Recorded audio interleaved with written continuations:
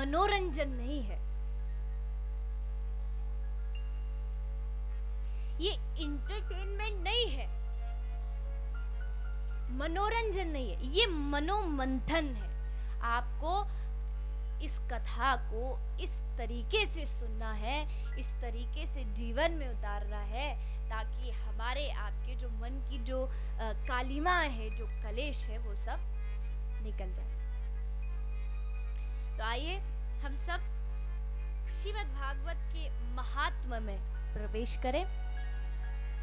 महात्म आप सभी ने कई बार सुना होगा, लेकिन फिर भी जो हमारी प्रवाही परंपरा है, भागवत की क्वालिटी क्या है, क्यों सुने? क्योंकि आपने भी देखा होगा, जिस चीज का ज्यादा नाम हो, लोग उसी को खरीदना ज्यादा पसंद करते। जो दिखता है सो बिकता है। तो आपने भी देखा होगा, बड़ी बड़ी टीवियों पर ऐड आती है, फेविकॉल की ऐड आई, ऐसे चिपक गए कि पूरी दुनिया लग गई तो भी ना छुटाए छूटे। लोग समझते हाँ हाँ भैया ये तो बड़ी बड़ी अच्छी चीज है, हम तो इसी को खरीदेंगे। फिर आई कोई फोन की ऐड, फिर आई कपड़ों की, कपड़े पहन के यहाँ चढ़ गया, ऊपर चढ़ गया, नीचे चढ़ गया, लोग खुश हो जाते, हम तो यही वाले कपड़े खरीदेंगे, हम भी ऐसे हीरो बनेंगे। क्वालिटी देख ली, अब उनको मतलब नहीं कि कैसी है क्या, बस देख लिया। और आश्चर्य की बात तो ये है कि आजकल कथाओं में भी होने लगा। कैसे? घर जाके 2 समोसे खा लेना, तुम्हारी इच्छा पूरी हो जाएगी। फलानी जगह पे धागा बांध लेना, तुम्हारे सारे दुख दूर हो जाएंगे। हाँ, फिर लोग बोले हाँ ये सबसे बढ़िया चीज है, हम तो इसी को सुनेंगे। लेकिन आप यहाँ कथा में आए हो तो आपको पहले दिन स्पष्ट मैं करूं, अगर आप इस इच्छा से आए हो कि हमारा बिजनेस बढ़ जाए, हमारे 10-5 नौकर चाकर आ जाए, तो इस गलत फहमी से दूर रहना, उल्टा कहीं बिजनेस में ताले और ना पड़ जाए, ये देख लेगा। क्यों? क्योंकि कथा का नशा चढ़ गया तो सब घर जाओ, कहीं भी बिजनेस जाओ, कहीं भी हम तो चले वृंदावन, कहीं ताले और ना पड़ जाए।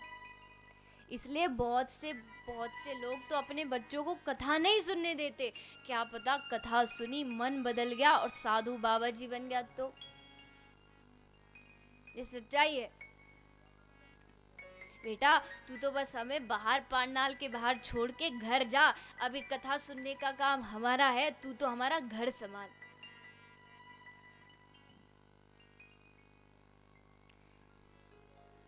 तो इस श्रीमद् भागवत को सुनने से आपको मिलेगा क्या? जब पैसा नहीं मिलने वाला, धन नहीं मिलने वाला। देखिए, अगर आपको श्रीमद् भागवत में आकर के ये भावना है कि मेरा सुख मिल जाए, वो मिल जाए, तो वो मिल जाएगा, उसमें कोई बड़ी बात नहीं। भागवत के लिए आपको कुछ धन देना, बेटा देना, ये कोई बड़ी बात नहीं, एक क्षण में दे सकती है श्रीमद् भागवत। लेकिन अगर आपको भगवान कहते हैं कि तू मुझसे धन मांगे मैं धन दे दूं, संपत्ति मांगे संपत्ति दे दूं, तू मुझसे गाड़ी नौकर चाकर मांगे मैं वो दे दूं, परिवार मांगे मैं वो भी दे दूं, लेकिन जो मुझसे कुछ भी ना मांगे उसको तो मैं अपने आप को ही दे देता हूं। अब आपके पास 2 ऑप्शन है, आपको जो चुनना है आप चुन सकते हो। आपको भगवान चाहिए या संसार चाहिए, जो आप मांगोगे आपको भागवत से वही मिलेगा।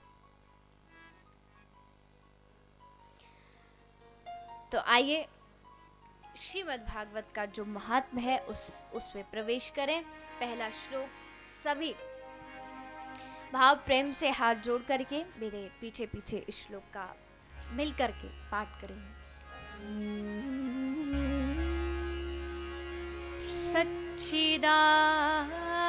सच्चिदानंद रूपाय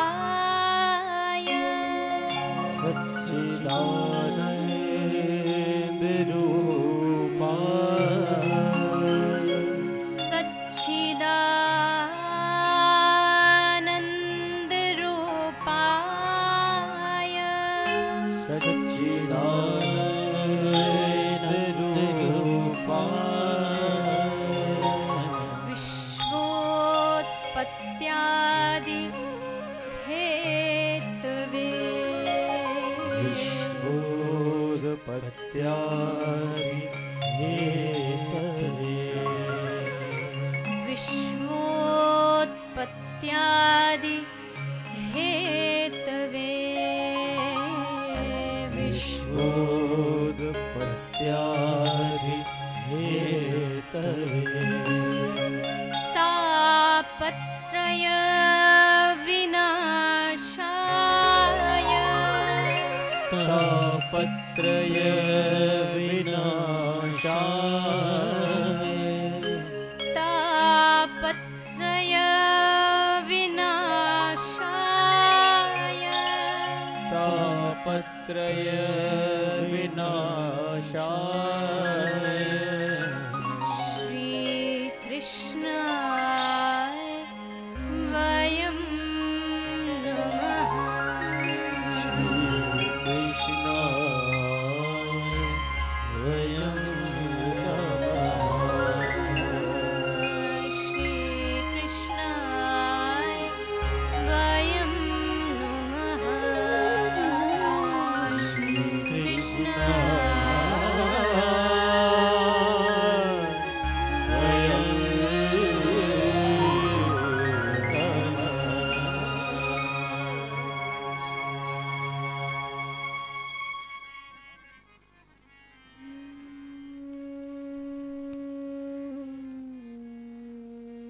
सच्चिदानंद रूपाय विश्वोत्पत्त्यादि हेतवे तापत्रय विनाशाय श्री कृष्णाय वयम नमः। अनेकों ग्रंथों में, अनेकों पुराणों में भी और कई संहिताओं में, रामायण में, भागवत में भगवान को कहा गया है सच्चिदानंद। ब्रह्म संहिता में भी लिखा है ईश्वर परम कृष्ण सच्चिदानंद विग्रह। रामायण में भी लिखा है राम सच्चिदानंद दिनेशा।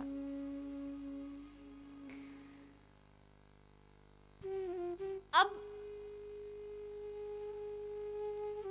ये श्लोक है क्या, इस श्लोक में क्या बताया गया है? तो श्री सद्गुरुदेव कहते हैं कि ये जो श्लोक है इसमें भगवान श्री कृष्ण के बारे में बताया है।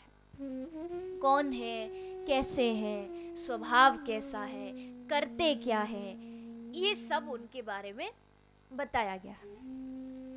किसी भी व्यक्ति को अगर आपको प्रेम करना है तो उसको जानना आवश्यक है। आप उससे प्रेम तभी कर सकते हो जब आप उसको जानते हो। आपने देखा, आपने सुना है कि हाँ बड़ा अच्छा व्यक्ति है,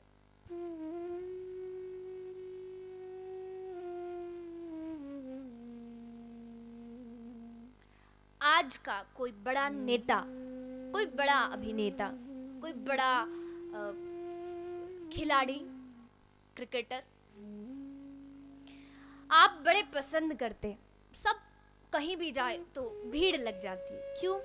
क्योंकि आप उसके वैभव को जानते हो, इतनी प्रतिष्ठा है, इतना पैसे वाला है, इसलिए आप वहां जाते हो। अच्छा, अब एक सीधी सी बात है, आप मंदिर में खड़े हो, आप गए भगवान के मंदिर में, आप दर्शन कर रहे हो, दर्शन करते करते अचानक आपको पता चला कि भैया सचिन तेंदुलकर आ गया। वे कितने लोग हैं जो वहीं आंख बंद करके दर्शन करने के लिए खड़े रहेंगे? अरे मन सोचेगा। देखिए, सबकी बात नहीं है, कुछ भक्त बहुत उच्च कोटि के होते हैं, लेकिन एक साधारण व्यक्ति तो यही सोचेगा, अरे भगवान थोड़ी भागा जा रहा है, वो तो यहीं तो रहेगा, कल दर्शन कर लेंगे, चलो एक बार उससे मिल ले। क्यों? क्योंकि आप उसके वैभव को जान चुके हो। अब आपको क्या करना है? आपको अब भगवान श्री कृष्ण को जानना है।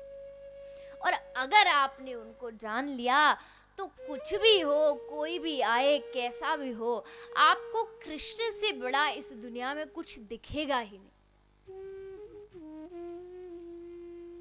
एक बार अगर आपने जान लिया, क्योंकि श्री कृष्णदास कविराज जिन्होंने श्री चैतन्य चरितामृत की रचना की, इतनी बड़ी बात उन्होंने कही है कृष्णदास कविराज ने कि कृष्ण बोलो, और कृष्ण बोलने पर आपके आंखों में आंसू ना आए तो आप एक अपराध कर रहे हो। कितनी बड़ी बात है। कृष्ण बोलो और आंखों से आंसू ना आए। चैतन्य महाप्रभु के सामने लोग हरि बोल बोलने से डरते थे, क्योंकि मालूम था अगर एक बार हरि बोल बोल दिया तो कितने दिन तक बेहोश हो जाएंगे कुछ नहीं पता। एक बड़ी अद्भुत बात है कि बरसाना, जो श्री राधा रानी, जो किशोरी जी का गांव है, बड़ी गोपियां वहां रहती है। तो बरसाने की जो सीमा है, उस सीमा पर श्री वृषभान जी ने एक पहरेदार को खड़ा कर रखा था। कुछ संत ऐसा बताते हैं कि पहरेदार को श्री बरसाने की सीमा पर खड़ा किया, किस लिए? जो भी वहां आए पहरेदार उसको पहले ही सीमा पर समझा देता था, देख भैया अंदर गांव में जाके गलती से भी कृष्ण का नाम मत ले देना, क्योंकि अगर तूने कृष्ण बोला ये सारी गोपियां पागल हो जाएंगी। ऐसी भक्ति, ऐसा प्रेम, कृष्ण बोलो और आंखों से आंसू बहे। ये कब होगा? जब आप कृष्ण को जानोगे, जब आप उनके स्वभाव को जानोगे। क्या नहीं किया भगवान श्री कृष्ण ने भक्तों के लिए। जब आपको पता चलेगा तब आपको ये एहसास होगा कि अरे भगवान इतने दयालु हैं,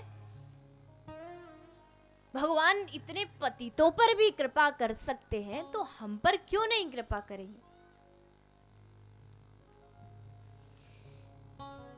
ब्रज के रसिकाचार्य, उसमें श्री माधवेंद्र पुरी जी की कथा बताई जाती है। ये जो आप पीछे चित्र में देख रहे हैं, ये श्रीमद चैतन्य महाप्रभु हैं। इनके गुरु ईश्वरपुरी और उनके गुरु श्री माधवेंद्र पुरी, जो गिरिराज जी में जो श्रीनाथ जी को जिन्होंने प्रकट किया, वो श्री माधवेंद्र पुरी जी थे। तो एक बार माधवेंद्र पुरी जी को श्रीनाथ जी ने सपना दिया कि बाबा बड़ी गर्मी पड़ रही है, तो आप जाइए नीलांचल में जाके मेरे लिए मलयज चंदन का लेप लेके आइए और फिर उसको मेरे शरीर से लगाइए, तब मेरी ये जो जलन, जो गर्मी है वो दूर होगी। बस सपना आया, माधवेंद्र पुरी उठे, चल पड़े नीलांचल की ओर। अब रास्ते में चलते गए, अनेकों तीर्थों में गए, सब जगह गए, पहुंच गए रेमुना में। यहाँ पर श्री गोपीनाथ जी का मंदिर है, आज भी है अगर आप वहां जाते हैं। वहां पर गोपीनाथ जी के मंदिर के प्रसाद में खीर बड़ी मशहूर थी। लोग बड़ी दूर दूर से आते थे। जैसे आज जगन्नाथ जी में चावल का प्रसाद बड़ा प्रसिद्ध है, तो गोपीनाथ जी की खीर बड़ी प्रसिद्ध है। अब जब श्री माधवेंद्र पुरी वहां पहुंचे तो मन में विचार आया कि अरे दुनिया इतनी दूर दूर से आती है खीर खाने, काश मुझे भी भगवान का थोड़ा प्रसाद मिल जाए, मैं भी थोड़ा प्रसाद चख लूं। जैसे मन में विचार आया, एक साथ फिर से मन ने सोचा, अरे तू संत होके, वैरागी होके, तेरे मन में खीर की इच्छा कैसे जाग गई? तूने तो कितना बड़ा पाप कर दिया, अब जा और इसका पश्चाताप कर। सोचिए, ये इसको संत कहते हैं। खीर की इच्छा जागी तो जागी कैसे?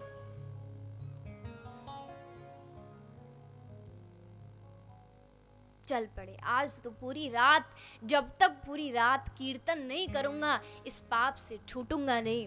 गए एक कोने में पड़े होके कीर्तन करने लगे।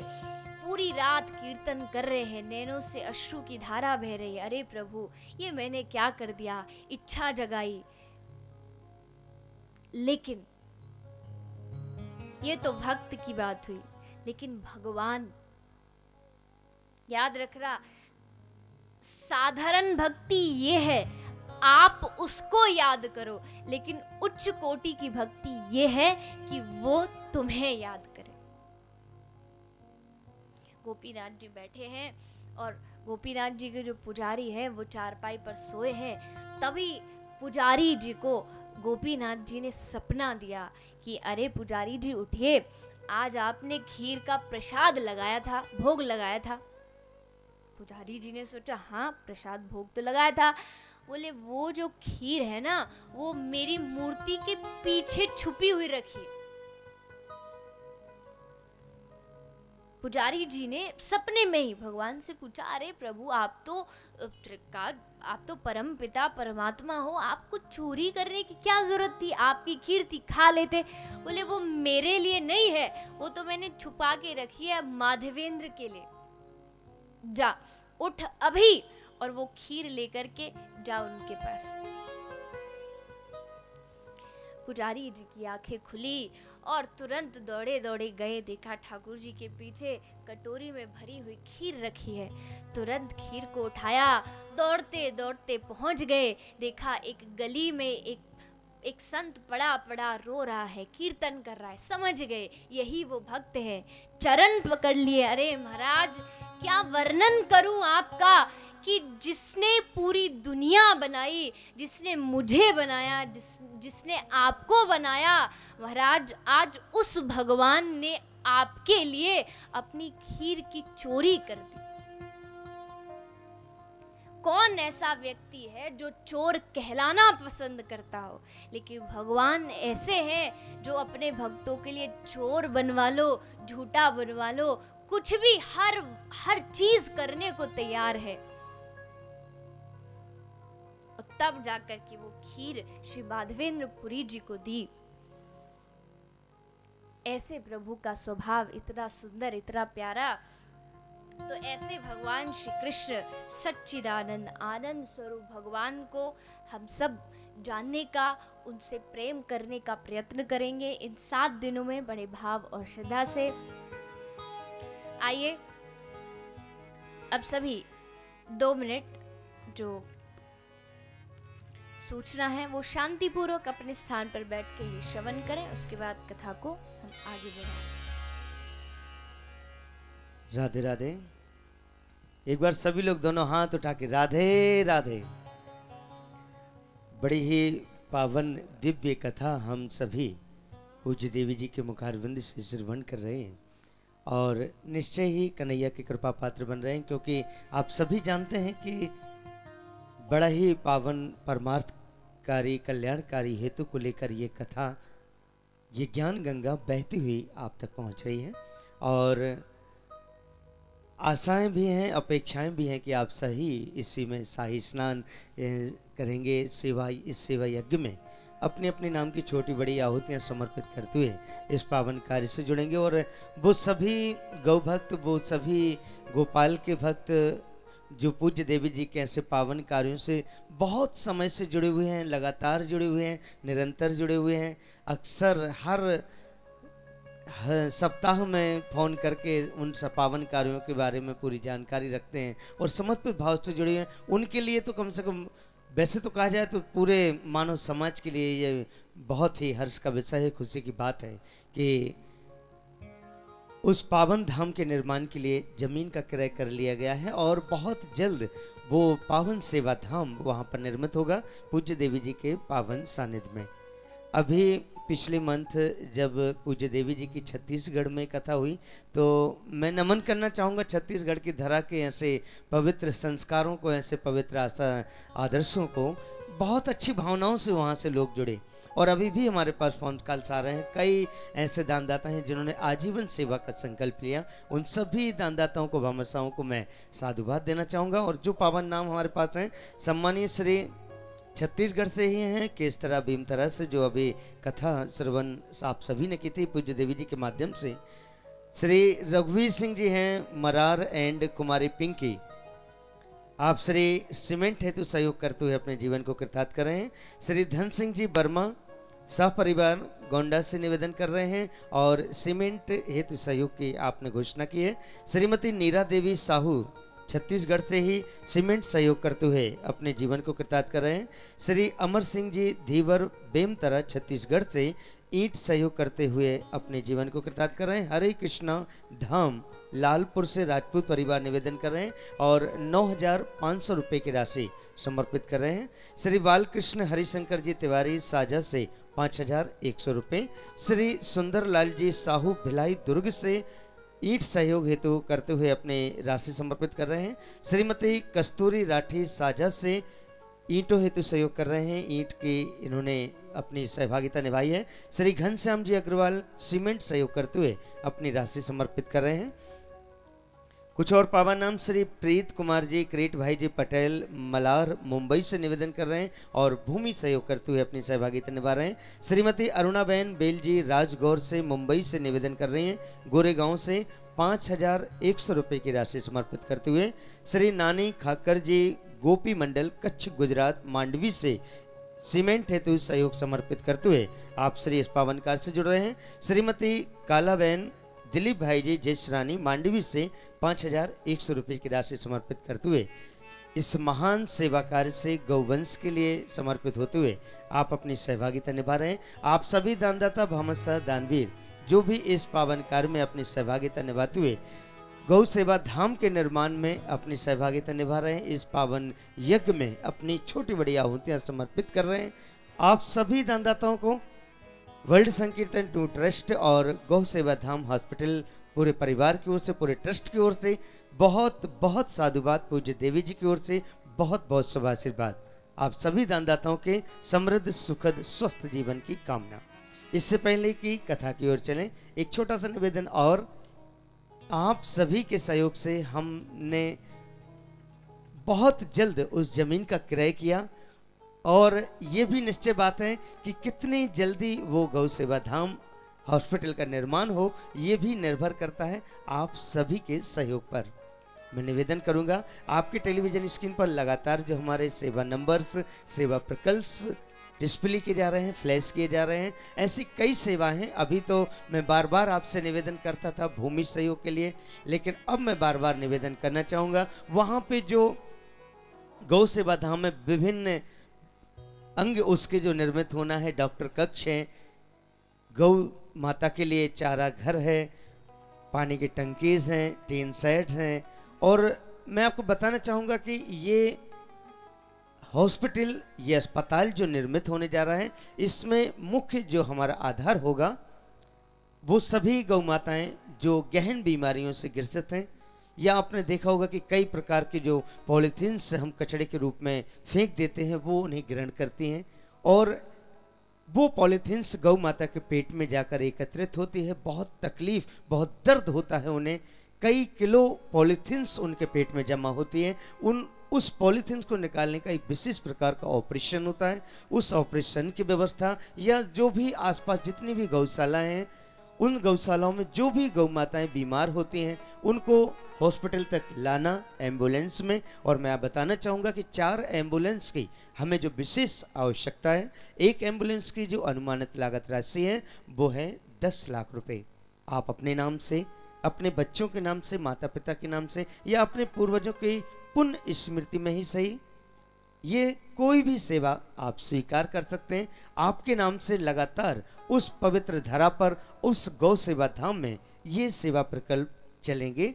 तो मैं निवेदन करूंगा कि गौ माता के श्री चरणों में समर्पित होते हुए इन पावन कार्यों को अपनी सहभागिता निभाते हुए अपने नाम से ये सेवाएं अवश्य लें। गौशाला और ऑफिस के लिए डीजी सेट इन्वेटर की भी हमें आवश्यकता है। तो मैं निवेदन करूंगा जो भी जैसे भी बन सकता है, तन से मन से धन से सहयोग अवश्य करें। नंबर्स आपके टेलीविजन स्क्रीन पर। आइए पुनः कथा की ओर। जय श्री कृष्णा, जय गौ माता।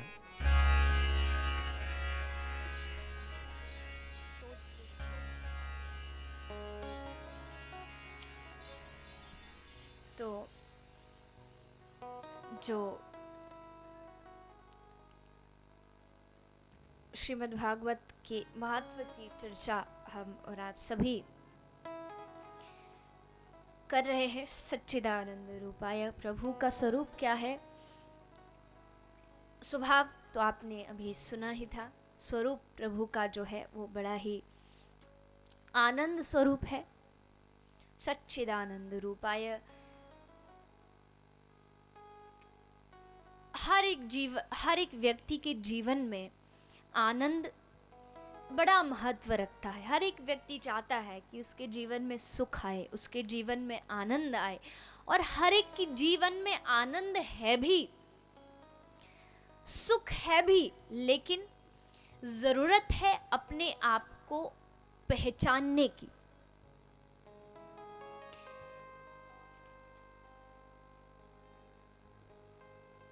एक बड़ा राजा का बेटा राजकुमार बड़ा अपने आप में हैसियत रखता है। राजा का बेटा है, होने वाला राजा है, बड़ी लोग इज्जत करते हैं। एक बार राजकुमार ने बड़ी बड़ी मदिरा पी, बड़ी शराब पी, नशे में बिल्कुल पागल हो गया, होश भूल गया, खुद को भूल गया, मैं राजा का बेटा हूं। द्वार के बाहर पड़ा है, आते जाते सबसे हाथ फैला के भीख मांग रहा है। ये नशा है ही ऐसी चीज, बड़े बड़े को जमीन पर लाके पटक देती है। कहते हैं ना कि एक 50 लाख की मर्सिडीज में घूमने वाला आदमी जिसको सिगरेट पीने की आदत हो और बैठा है गाड़ी में, चलता गया, लेकिन घर से लाइटर लाना भूल गया। रास्ते में भिखारी खड़ा खड़ा बीड़ी पी रहा था, तो गाड़ी रुकवाई ड्राइवर से, 50 लाख की मर्सिडीज से नीचे उतरा, ड्राइवर को छोड़ा और भिखारी के पास हाथ फैला के बोला, भैया माचिस मिलेगी। ये नशा है, इसने बड़े बड़ों को झुका दिया। है बड़ी छोटी चीज लेकिन है बड़ी कमाल की। एक 2.5 इंच की सिगरेट 5 फुट लंबे आदमी को कथा में से उठा के ले जाती है कि चल उठ और मुझे पी के। बड़ा नशा। तो अब राजकुमार तो भूल गया मैं कौन हूँ, किसका बेटा, पड़ा है बाहर, और आते जाते भैया 2 रुपया दे दो, देखो तो सही, फटे कपड़े पहन लिए भिखारियों की तरह। राजा का वजीर वहां पहुंचा, उसने देखा राजकुमार कैसे पड़ा है, चिल्ला रहा है, दे दो दे दो। कहा कि अरे राजकुमार, आप इस राज्य की शान हो, आप यहाँ पड़े अच्छे नहीं लगते, आप अंदर आइए, बैठिए। फिर से राजकुमार चिल्ला, अरे अरे भैया, क्यों मेरा मजाक उड़ाते हो, क्यों मुझे राजकुमार कहते हो, मैं तो एक छोटा सा भिखारी हूँ, तुम तो मुझे बस एक बार राजा से मिला दो। अब वजीर ने सोचा ये ऐसे नहीं समझेगा, उसने उसको कहा कि अच्छा राजा से मिलना, चल रथ पे बैठ। रथ पे बिठाया, चल पड़ा राजा। वजीर जंगल में उसे लेके गया, उसको पता था कि इसको नशा चढ़ा है, वो थोड़ा घी लाया और राजकुमार को घी पिला दिया। कहते घी पीने से नशा उतर जाता। उसने पिया और उसका नशा उतरा। जैसे नशा उतरा, होश आया, वजीर से चिल्लाया, अरे मूर्खों, मुझे कहाँ